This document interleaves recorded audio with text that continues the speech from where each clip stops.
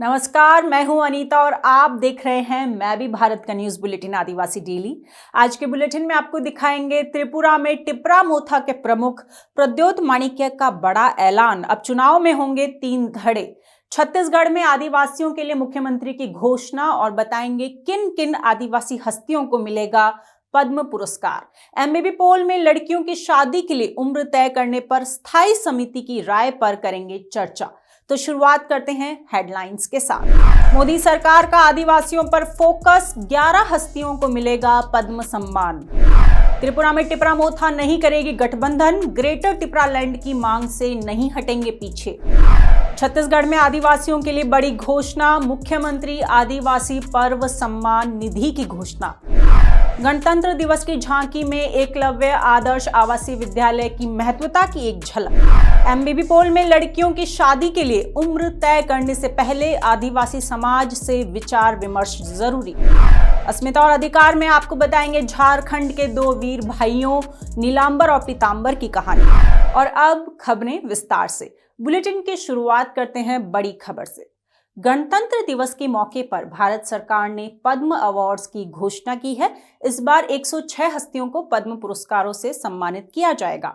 इन हस्तियों में से 6 को पद्म विभूषण, 9 को पद्म भूषण और 91 को पद्मश्री से सम्मानित किया जाएगा। लेकिन इसमें सबसे खास बात यह है कि इस बार पद्म पुरस्कारों में मोदी सरकार ने आदिवासियों का खासा ख्याल रखा है।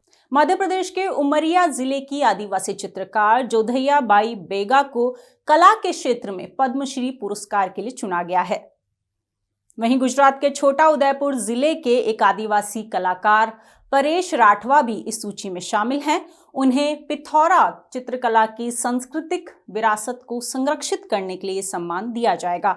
गुजरात के ही गिर सोमनाथ जिले की हीराबाई लोबी को पद्म पुरस्कार मिलेगा। उन्होंने सिद्धि आदिवासी समुदाय के उत्थान के लिए अपने जीवन को समर्पित किया है। झारखंड में जनजातीय भाषा हो को संरक्षण और प्रोत्साहन देने का काम पिछले कई दशकों से कर रहे हिंदी के प्रोफेसर जानुम सिंह सोए को इस वर्ष पद्मश्री पुरस्कार से सम्मानित किया जाएगा। केरल के वायनाड जिले के एक 70 वर्षीय आदिवासी किसान चेरुवियाल के रमन को अपने छोटे से खेत में चावल की 55 से ज्यादा किस्मों के संरक्षण के लिए यह पुरस्कार दिया जाएगा। तमिलनाडु में इरुला जनजाति समुदाय के विशेषज्ञ सांप पकड़ने वाले वादीवेल गोपाल और मासी सदाइया को सामाजिक कार्य श्रेणी के तहत पद्मश्री से सम्मानित किया जाएगा। छत्तीसगढ़ की बात करें तो बस्तर की कला, कलाकार और उनकी कलाकृतियां विश्व प्रसिद्ध है। कांकेर जिले के आदिवासी कलाकार अजय मंडावी का नाम इस वर्ष पद्मश्री पाने वालों की सूची में शामिल है। अजय मंडावी बचपन से उड़न आर्ट यानी काष्ठ कला का काम कर रहे हैं। उन्होंने 40 फीट ऊंची और 22 फीट चौड़ी काष्ठ पट्टिका पर वंदे मातरम की कृति तैयार की थी। त्रिपुरा से इस बार 2 आदिवासी नेताओं को पद्म पुरस्कार से सम्मानित किया जाएगा। इसमें राज्य के बड़े और अनुभवी आदिवासी नेता एनसी देव बर्मा को मरणोपरांत ये सम्मान मिलेगा। देव बर्मा ने 2.5 दशक पहले त्रिपुरा लैंड के लिए एक लोकतांत्रिक आंदोलन शुरू किया था। वहीं सामाजिक कार्यकर्ता विक्रम बहादुर जमातिया ने लंबे समय तक त्रिपुरा में उग्रवाद के खिलाफ बहुत महत्वपूर्ण भूमिका निभाई थी। उन्हें भी इस सम्मान से नवाजा जाएगा। पश्चिम बंगाल के जलपाईगुड़ी जिले के तोतोपारा गांव के धनीराम टोटो या डेंगका भाषा के संरक्षक हैं। उन्हें साहित्य और शिक्षा के क्षेत्र में पद्मश्री दिया जाएगा। और अब बात करते हैं त्रिपुरा की। त्रिपुरा में फरवरी में विधानसभा के 60 सीटों पर चुनाव होने हैं। चुनावी माहौल में राज्य में सियासी हलचल चरम पर है। त्रिपुरा की राजनीति में तुरुप का इक्का समझी जा रही पार्टी टिपरा मोथा ने गठबंधन की सारी अटकलों को विराम दे दिया है। पार्टी ने आधिकारिक तौर पर घोषणा कर दी है कि टिपरा मोथा चुनाव से पहले किसी के साथ भी गठबंधन नहीं करेगी। पार्टी इस चुनाव में अकेले लड़ेगी। टिपरा मोथा के नेता प्रद्योत किशोर माणिक्य आज अगरतला पहुंचे हैं। सुनिए उन्होंने एयरपोर्ट पर पत्रकारों को क्या कहा। जीतेगा तो जीतेगा, हारेगा तो हारेगा, लेकिन एक बात है, अगर भगवान हमको मदद नहीं करता है, अगर गॉड भी हमको मदद नहीं करता, तो उनको भी हमारा तिपरासा लोगों को जवाब देना पड़ेगा, क्योंकि हम लोग सच्चाई का रास्ता में फाइट कर रहा है। हम लोग किसी को धोखा नहीं दे रहा है। तो अब देखेंगे लेकिन अब मैं जाकर अपना कैंडिडेट का लिस्ट निकालूंगा और मैं अपने सब तिपरासा वॉरियर्स को और अपने तिपरा मोथा और अपने त्रिपुरा के लोगों को, जो भी हो, बंगाली हो, मुसलमान हो, क्रिश्चियन हो, हिंदू हो, मैं एक बात बोलना चाहता हूँ। आप लोगों को थानसा चाहिए या आप लोगों को कुछ लीडर को देखना है? अगर आपको मेरे ऊपर विश्वास है तो मैं ये फाइट कर रहा हूँ, आपके लिए फाइट कर रहा हूँ। और अगर आपका पर्सनल प्रॉब्लम के लिए आप मोथा को हराने की कोशिश करोगे तो इलेक्शन के बाद आप देख लेना हम लोगों का क्या होगा। ये फाइट एक आदमी का नहीं है, ये फाइट हमारा पूरा दफा का है और ये फाइट मैं दफा के लिए फाइट कर रहा हूँ। अगर आपने दफा को नहीं देखकर अपने बारे सोचा तो आप लोग स्वार्थी हैं और आपने झूठ बोला है भाषण में, क्योंकि आपका दिल सफा नहीं है। मैं खुले दिल से फाइट करने वाला हूँ। बुधवार को दिल्ली में गृह मंत्री अमित शाह ने टिपरा मोथा के नेताओं से मुलाकात की थी। हालांकि इस मुलाकात में भी कोई निष्कर्ष नहीं निकला, जिसके बाद आज प्रद्योत किशोर ने ट्वीट कर गठबंधन के सारी अटकलों को खारिज कर दिया। मुख से बोला और राइटिंग में नहीं दिया तो मैं अपने लोगों को क्या बोलूँगा? मैं अपने तिपरासा लोगों को क्या बोलूँगा कि हमने 2 साल तक आंदोलन किया, उसके बाद दिल्ली में गए, कुछ भी बोल दिया, हमने मान लिया। बाद में हमको त्रिपुरा में रहना है, ये दिल्ली के लीडर्स लोग वापस दिल्ली चले जाएंगे। लेकिन अगर हमको राइटिंग में नहीं दिया गया तो हम क्या बोलेंगे अपने लोगों को? मैं कॉम्प्रोमाइज़ नहीं कर सकता हूँ। मैंने अपना दिल का बात सुना है। बहुत लोगों ने बोला कि दिल से मत सोचो बुबागरा, लेकिन मैं अपना दिल के आवाज़ में जा रहा हूँ और मैं अपने तिपरासा को धोखा नहीं दे सकता हूँ। इस बार तो मैं फाइट करूँगा ही। कितने सीटों में फाइट कर रहे हैं? 35 से ऊपर में फाइट करेंगे। 40, 30, 40, 35, 40, 45 जो भी होगा हम लोग देख के करेंगे। आज ही लिस्ट निकल रहा है। What will be the final and last message from here to our Tiprasa? आपको बता दें, प्रद्योत किशोर माणिक्य देव वर्मा के नेतृत्व वाली पार्टी टिपरा मोथा का त्रिपुरा जनजातीय स्वायत्त जिला परिषद में शासन है और ये ग्रेटर टिपरा लैंड की मांग कर रही है। टिपरा मोथा का कहना है कि वो किसी भी उस पार्टी या गठबंधन का समर्थन करेगी जो उसकी मांगों से सहमत होगा। टिपरा मोथा के ऐलान के बाद अब राज्य में 3 धड़े बन गए हैं। एक तरफ जहां टिपरा मोथा और बीजेपी के बीच सीधी लड़ाई देखने को मिल सकती है, तो वहीं कांग्रेस और सीपीएम गठबंधन भी चुनावी मैदान में है। बुधवार को ही वाम मोर्चा ने त्रिपुरा की 60 विधानसभा सीटों में से 47 के लिए उम्मीदवारों के नाम घोषित किए, वहीं 13 सीटें कांग्रेस के लिए छोड़ी गईं। लेफ्ट की 47 सीटों में से सीपीआईएम 43 पर चुनाव लड़ेगी, जबकि अन्य वामपंथी सहयोगी सीपीआई, आरएसपी और फॉरवर्ड ब्लॉक एक उम्मीदवार खड़ा करेंगे। वहीं बीजेपी भी जल्दी ही अपने उम्मीदवारों की सूची जारी कर सकती है। इस पूरे मसले को समझाने के लिए हमारे साथ त्रिपुरा से जुड़ रही हैं संवाददाता सेलेन कोलोई। सेलेन, तो अब ये बिल्कुल साफ हो गया है कि राज्य में टिपरा मोथा अकेले चुनाव लड़ेगी, मतलब त्रिकोणीय चुनाव होगा। देखिए, त्रिपुरा में जो 2023 का जो विधानसभा चुनाव है कुछ आने वाले दिन में होंगे और अभी तक इलेक्शन के डेट जो डिक्लेयर दे दिया है। नॉमिनेशन के लिए लास्ट डेट है 30 जनवरी। तो अभी तक सिर्फ सीपीएम ही कैंडिडेट लिस्ट दिया है, तो बीजेपी अभी तक नहीं दिया, त्रिपुरा मोथा भी नहीं दिया। तो और एक बात है कि त्रिपुरा का राजनीति की हिस्ट्री में एक नया हिस्ट्री बन रहा है कि जैसे कि हम लोग जानते हैं कि त्रिपुरा में अभी त्रिकोण जो 3 पॉलिटिकल पार्टीज की लड़ाई होंगी। एक तो है सीपीएम और कांग्रेस की जुट, और एक है बीजेपी, और एक अकेला है यहाँ का रीजनल पार्टी जो त्रिपुरा मोथा है। तो त्रिपुरा के हिस्ट्री में नया एक हिस्ट्री बन रहा है, इसलिए कि 1977 से हम लोग जानते हैं कि त्रिपुरा में जो भी रीजनल पार्टी, बहुत सारे रीजनल पार्टी आया है, रीजनल पार्टी बना है, यहाँ इलेक्शन में लड़ाई किया है, लेकिन अकेला अभी तक कोई भी रीजनल पार्टी लड़ाई नहीं किया। जो भी रीजनल पार्टी आया है, नेशनल पार्टी यहाँ का जो पार्टी पॉलिटिकल पार्टी के साथ अलायंस होकर लड़ाई कर रहा था। लेकिन इस बार हम लोग अभी तक त्रिपुरा मोथा की तरफ से ऑफिशियली प्रेस कॉन्फ्रेंस नहीं किया, लेकिन महाराजा जो त्रिपुरा मोथा का जो चीफ है बुबागरा प्रद्योत किशोर माणिक्य ट्वीट भी किया है कि नो एलियंस, मतलब अकेले 2023 की चुनाव में लड़ रहा है। तो त्रिपुरा में एक नया हिस्ट्री बन रहा है राजनीति में कि 1977 के बाद कोई एक रीजनल पार्टी जो है वो अकेला असेंबली इलेक्शन में लड़ रहा है। तो और एक बात है कि शायद आज त्रिपुरा मोथा की तरफ से जो कैंडिडेट लिस्ट ऑफिशियल उन लोगों ने दे देंगे। तो हमारे पास जितना जानकारी है कि 60 जो त्रिपुरा में असेंबली सीट है, सीट में 20 जो सीट है रिजर्वेशन, बाकी 40 सीट है जनरल और एचसी ओबीसी के लिए। तो हमारे पास जितना खबर है कि त्रिपुरा मथा की तरफ से 40 या 45 सीटों में अकेले ही लड़ने के लिए तैयार कर रहा है। सेलिन, क्या कुछ पता चला है कि बीजेपी के साथ बातचीत कहाँ बिगड़ गई? क्या कारण रहा कि अमित शाह से मुलाकात के बाद भी त्रिपुरा मोथा ने अकेले चुनाव लड़ने का फैसला किया है? देखिए, एक तो है कुछ दिन पहले ये त्रिपुरा की जो त्रिपुरा मथा का जो लीडर है, 3-4 लीडर जो त्रिपुरा मथा का प्रेसिडेंट है और त्रिपुरा मथा की बाकी जो लीडर है दिल्ली गए हैं। दिल्ली जाके शायद महाराजा भी थी दिल्ली में।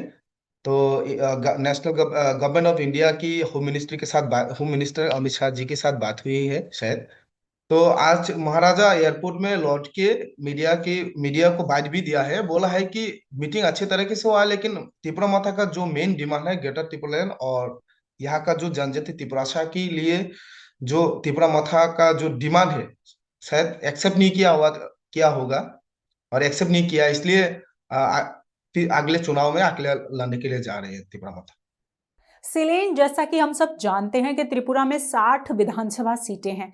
आपने बताया कि त्रिपुरा मोथा 40 से 45 सीटों पर लड़ने का सोच रही है, तो क्या लगता है आपको, क्या त्रिपुरा मोथा अपने दम पर त्रिपुरा में सरकार बना पाएगी?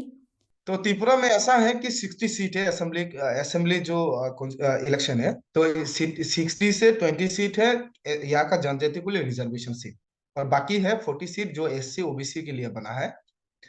तो त्रिपुरा मथा बेसिकली यहाँ का जनजाति लोगों को लेके रीजनल पार्टी बना था, लेकिन अभी जनजाति ही सिर्फ नहीं है, अभी धीरे धीरे त्रिपुरा मथा में यहाँ का मुस्लिम हो, अदर्स कम्युनिटी जैसे कि बंगाली, बहुत सारे कम्युनिटी के लीडर जो पॉलिटिकल लीडर है धीरे धीरे त्रिपुरा मथा में आने लगा है।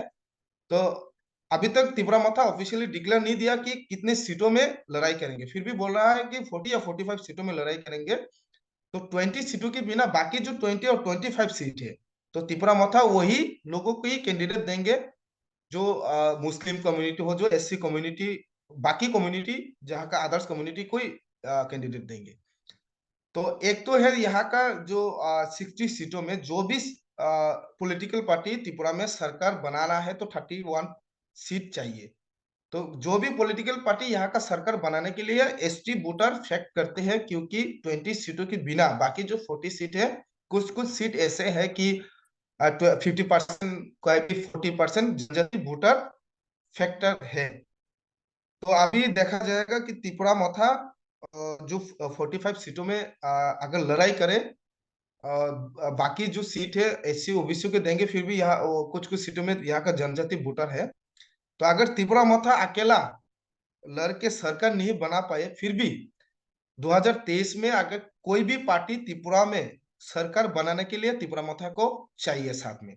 तो एक है कि यहाँ में जो प्री अलायंस नहीं हुआ, फिर भी इलेक्शन के बाद पोस्ट अलायंस होने जा रहा है, जो हमारे पास हमारी जो एनालिसिस में कहती है कि त्रिपुरा में अगर सीपीएम कांग्रेस को सरकार बनाना है तो त्रिपुरा माता को साथ चाहिए, अगर बीजेपी को सरकार बनाना है तो त्रिपुरा माता को साथ चाहिए। तो अभी तक तो किसी के साथ अलायंस नहीं हुआ, त्रिपुरा माता अकेले लड़ेंगे। देखा जाए कि इलेक्शन के बाद क्या होता है। और अब त्रिपुरा से चलते हैं छत्तीसगढ़। राज्य के मुख्यमंत्री भूपेश बघेल ने आदिवासी समाज की संस्कृति और पर्वों के संरक्षण के लिए बड़ी घोषणा की है। मुख्यमंत्री ने आगामी वित्तीय वर्ष से बस्तर संभाग, सरगुजा संभाग और प्रदेश के अनुसूचित क्षेत्रों में आदिवासी समाज के पर्वों के बेहतर आयोजन के लिए मुख्यमंत्री आदिवासी पर्व सम्मान निधि के तहत प्रतिवर्ष प्रत्येक ग्राम पंचायत को 10,000 रुपए देने की घोषणा की है। गुरुवार को गणतंत्र दिवस के मौके पर मुख्यमंत्री ने घोषणा की। इस घोषणा के तहत प्रदेश में आदिवासी समाज के मड़ई, दियारी, माटी पूजन, सरहुल, कर्मा त्योहारों जैसे अन्य महत्वपूर्ण अवसरों पर सम्मान निधि प्रदान की जाएगी। इस घोषणा के दौरान मुख्यमंत्री ने बताया कि इस पहल का मुख्य उद्देश्य आदिवासी संस्कृति और परंपरा को सहेजना है और उसे मूल स्वरूप में अगली पीढ़ी को हस्तांतरण करना है। माना जा रहा है कि इस साल चुनाव को देखते हुए मुख्यमंत्री ने ये घोषणा की है, क्योंकि आदिवासी समुदाय में त्योहार और रीति रिवाजों का अलग ही महत्व होता है। और आखिर में बात करते हैं गणतंत्र दिवस के मौके पर जनजातीय मंत्रालय की झांकी के बारे में। गणतंत्र दिवस परेड के दौरान गुरुवार को जनजातीय मामलों के मंत्रालय की झांकी में एकलव्य आदर्श आवासीय विद्यालयों को दर्शाया गया। इस झांकी के माध्यम से दूर दराज के जनजातीय क्षेत्रों में अनुसूचित जनजाति के छात्रों को गुणवत्तापूर्ण शिक्षा प्रदान करने के लिए किए जा रहे सरकार के प्रयासों को दिखाया गया। झांकी के अग्रिम हिस्से पर एक लड़की इन विद्यालयों में अवसरों में समानता का संकेत देती है, वहीं उसके हाथ में मौजूद एक ग्लोब ज्ञान के साथ दुनिया को जीतने की उसकी इच्छा को दर्शाता है। एकलव्य के धनुष और तीर के आकार में एक कलम के साथ एक खुली किताब छात्रों के अध्ययन पर अटूट ध्यान को दर्शाती है। झांकी के पिछले हिस्से में दूर दराज के इलाकों से विद्यालय आने वाले छात्रों में शिक्षकों द्वारा दिए जाने वाले ज्ञान के प्रतिरूप को दिखाया गया था।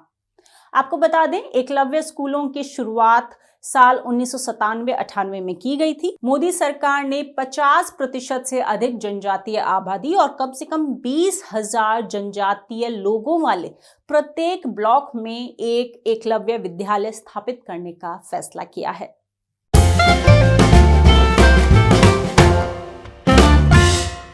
अपने दूसरे सेगमेंट एमबीबी पोल में आज हमने मैं भी भारत के यूट्यूब चैनल पर एक सवाल किया था। सवाल था, देश में लड़कियों की शादी के लिए कम से कम 21 की उम्र तय करने के कानून को बनाने से पहले आदिवासी समुदायों की परंपरा और विश्वास को समझा जाना बेहद जरूरी है। इस सवाल के जवाब में सबसे ज्यादा यानी 77% लोगों ने माना कि हाँ, इस मुद्दे पर व्यापक विचार विमर्श जरूरी है, जबकि 20% लोगों के मुताबिक चर्चा के बजाय जरूरी है कि लड़के और लड़की की उम्र बराबर की जाए। वहीं 2% लोगों ने पता नहीं का ऑप्शन चुना। लेकिन हमने ये सवाल क्यों पूछा था? बाल विवाह प्रतिबंध संशोधन अधिनियम 2021 का अध्ययन करने के लिए एक संसदीय समिति का गठन हुआ था। इस स्थायी समिति को 24 जनवरी को अपनी रिपोर्ट देनी थी, लेकिन अब समिति को 3 महीने का वक्त और दिया गया है। स्थायी समिति का विचार है कि देश में लड़कियों की शादी की न्यूनतम सीमा 18 साल से बढ़ाकर 21 साल करने के फैसले से पहले इस बारे में आम धारणा और अलग अलग विचारों को समझना जरूरी होगा। महिलाओं और बच्चों के मामले से जुड़ी स्थायी समिति ने कहा कि लड़कियों की शादी की उम्र से जुड़े कानून में संशोधन करने से पहले आदिवासी समाज, उनकी परंपराओं और विश्वासों को समझना भी बेहद जरूरी होगा। दरअसल आदिवासी समुदायों में से अधिकतर अभी भी अपने परंपरागत नियमों से ही ज्यादा चलते हैं। इसके अलावा आदिवासी समुदायों में बाल विवाह प्रतिबंध अधिनियम जैसे कानूनों के बारे में जानकारी का अभाव भी है। इसलिए संसदीय समिति का ये मानना है कि इस विषय पर व्यापक विचार विमर्श और फीडबैक की जरूरत है। ये बिल्कुल सही नजर आता है।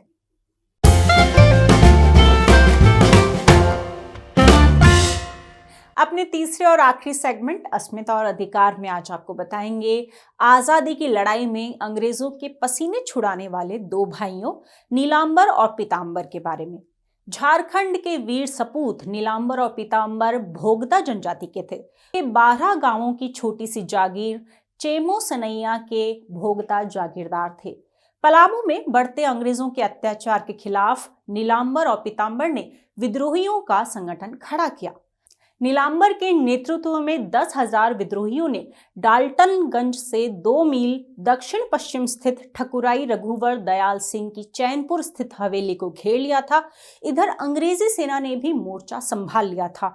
दोनों ओर से 4-5 घंटे तक गोलीबारी होती रही। इसके बाद आक्रोशित विद्रोहियों ने शाहरपुर थाना समेत लेस्लीगंज के तमाम सरकारी भवन फूंक दिए। सीधी लड़ाई से बचते हुए नीलांबर पीतांबर गुरिल्ला युद्ध लड़ रहे थे। दोनों भाइयों से परेशान अंग्रेज पलामू के जंगलों की खाक छानते रहे, पर उन्हें नीलांबर पीतांबर का कोई सुराग नहीं मिल रहा था। अंग्रेजों ने फूट डालो राज करो की नीति अपनाई, जिसके चलते ये विद्रोहियों का संगठन टूट गया। अंग्रेजों ने छल नीति से दोनों भाइयों को पकड़ लिया और उन्हें 1859 में फांसी दे दी गई। और आज के इस बुलेटिन में इतना ही।